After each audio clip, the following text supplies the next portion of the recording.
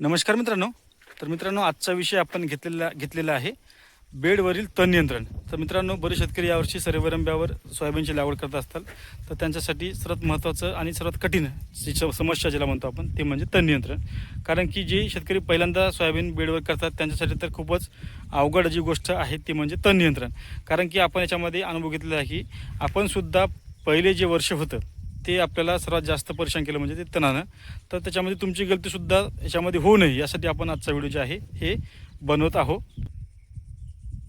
तर मित्रांनो, बरेचदा आपण काय करतो की साधारण 20 मे ते साधारण 7 जून या दरम्यानमध्ये बेड जे आहेत हे करत असतो. आणि अशामध्ये एखादा मान्सूनपूर्व जर पाऊस पडला तर ते जे आपण बेड केलेलं आहे ते जे बारीक जे तण आहे जमिनीमधलं ऑलरेडी पडलेलं ते गवत जे आहे हे लागवडीबरोबर हे बाहेर निघत असते. त्याच्यामुळे आपण लागवड करताना आपल्याला जी काळजी घ्यायची आहे ती म्हणजे जे आपण स्ट्रॉंग आर्म घेतो त्याच्याबरोबर आपल्याला राऊंडअप किंवा पॅराकॉट हे जे तणनाशक आहे त्याच्यामध्ये आपल्याला या ठिकाणी वापर करायचा आहे. तर त्याचे दुष्परिणाम त्या पिकावर किंवा मग आपल्या कोमावर किंवा पानावर जे काय पडतात का त्याच्यामध्ये अजिबात असा काही दुष्परिणाम जे आहे हे सोयाबीनवर किंवा मग उगवणीवर त्याचा परिणाम होत नाही. तर त्याचं प्रमाण किती घ्यायचं?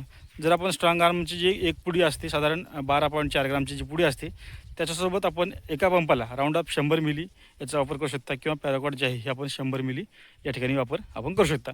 तर दोन्हीचं एकत्र कॉम्बिनेशन केलं तरी आपल्याला याच्यामध्ये नुकसान होणार नाही. आपल्याला त्या ठिकाणी उलट 100% जे फायदा आहे ते आपल्याला होणार आहे. जे गवत जमिनीमध्ये ऑलरेडी आहे बीज ते रोखण्यासाठी जे स्ट्रॉंग आर्म आहे त्याला कंट्रोल करेल आणि जे काही गवत बारीक एकदम टिकलीसारखे गवत आहे ते निघलेलं असेल त्याला आपण राऊंडअप किंवा पॅराकॉट या दोन्ही तणनाशकाने जे 100% नियंत्रण जे म्हणतो आपण हे आपल्याला या ठिकाणी मिळत असते. तर मित्रांनो, बरेच शेतकऱ्यांना असा सुद्धा प्रश्न पडला असेल की जर आपण स्ट्रॉंग आर्म उगवणी बरोबर म्हणजे लागवडीबरोबर तणनाशक मारलं तर आपल्याला लागवडीचे नंतरचे जे तणनाशक असते समजून घ्या 15 ते 25 दिवसाच्या आपण दरम्यानमध्ये जे तणनाशक मारतो त्याचा वापर आपल्याला करता येईल का? तर मित्रांनो, त्याच्यामध्ये आपल्याला 100% पुन्हासुद्धा तणनाशक आपल्याला वापर करता येते. जसे की आपण शकेत किंवा मग परशूट किंवा वीड ब्लॉक जे तणनाशक आहेत वेगवेगळे त्याचा आपण वापर पुन्हा साधारण 15 ते 20 दिवसाच्या दरम्यानमध्ये याचा आपण वापर करू शकतो. त्याचासुद्धा काही सोयाबीनवर विपरीत परिणाम जे म्हणतो आपण हे त्या ठिकाणी होत नाही. कारण की आपण जे स्वतः अनुभव घेतलेले आहेत लागवडीबरोबरचे तणनाशक आणि लागवडीनंतरचे साधारण 15 दिवसांनी आपण जे तणनाशक मारतो दोन्हीचे सुद्धा आपण चांगल्या पद्धतीचे अनुभव जे आहे ते आपण घेतलेले आहे. कारण की बेडवर आपल्याला डवरणी कोळपणी खुरपणी ही जी गोष्टी आहेत आपल्याला बेडवर करायचे नाही. त्याच्यामुळे 100% तणाचं नियंत्रण जर करायचं असेल तर ह्या गोष्टीकडे तुम्हाला महत्त्व द्यावं लागेल. मित्रांनो, ज्या शेतकऱ्यांना SRT करायचे असेल अशा शेतकऱ्यांनी कंपल्सरी तुम्हाला 2 वेळेस तणनाशकाचा वापर करावाच लागेल. कारण की जेव्हा तुम्ही सोयाबीनची कापणी करणार आहात त्यावेळेस आपल्या शेतामध्ये अजिबात गवत राहिलं नाही पाहिजे. याच्यामुळे आपल्याला 2 वेळेस तणनाशकाचा वापर करावा लागेल. म्हणजे समोरच्या पिकालासुद्धा आपल्या चांगला फायदा होईल आणि समोरच्या पिकामध्ये सुद्धा आपलं तण जे आहे हे उगवणार नाही. मित्रांनो, तण नियंत्रण ही एक जर तुम्ही सोप्या पद्धतीने केलं तर 100% तणाचं नियंत्रण होते.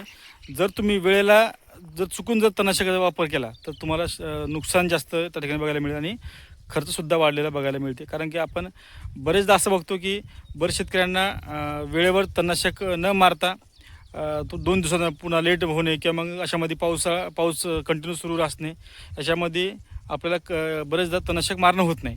त्याच्यामुळे नुकसान आपलं तण जे आहे हे खूप मोठ्या प्रमाणामध्ये उगवून येते. त्याच्यामुळे ज्या वेळेला आपल्याला तणनाशक मारायचं आहे त्यावेळेला तुम्हाला तणनाशक कंपल्सरी मारावं लागेल. कारण की गेलेली वेळ जी आहे हे पुन्हा येत नाही. त्याच्यामुळे वेळेला महत्त्व देऊन ज्या दिवशी आपलं तणनाशक समजून घ्या 48 तासाच्या आत आपल्या सोयाबीनवर तणनाशक मारायचं आहे स्ट्रॉंग आर्म तर आपलं कंपल्सरी शक्यतो पहिल्या दिवशी जर तणनाशक मारलं तर 100% आपल्याला फायदा त्या ठिकाणी बघायला मिळतं. आणि जमिनीमध्ये पुरेपूर ओलावा असल्याशिवाय तणनाशकाचा वापर आपल्याला करायचा नाही. कारण की याच्यामध्ये जसे रिझल्ट पाहिजे आपल्याला 100% तसे रिझल्ट आपल्याला भेटत नाही. त्याच्यामुळे 100% जे ओलावा म्हणतो आपण ओलावा जे आहे हे आपल्याला चांगला असला पाहिजे म्हणजे आपल्याला 100% नियंत्रण त्या ठिकाणी मिळते. तर अशा पद्धतीने तणाचं जे नियंत्रण आहे तुम्हाला बेडवरील करता येईल. तर उद्याच्या व्हिडिओमध्ये आपण बेडवरील खत व्यवस्थापन जे आहे हे कशा पद्धतीने करायला पाहिजे जे की आपल्याला सोयाबीनला सर्वात चांगलं खत कोणतं टाकायला पाहिजे किंवा मग कोणत्या कोणत्या खतं आपल्याला सोयाबीनसाठी वापरता येतील याच्याबद्दलचा व्हिडिओ जे आहे हे आपण उद्याला टाकणार आहोत. धन्यवाद.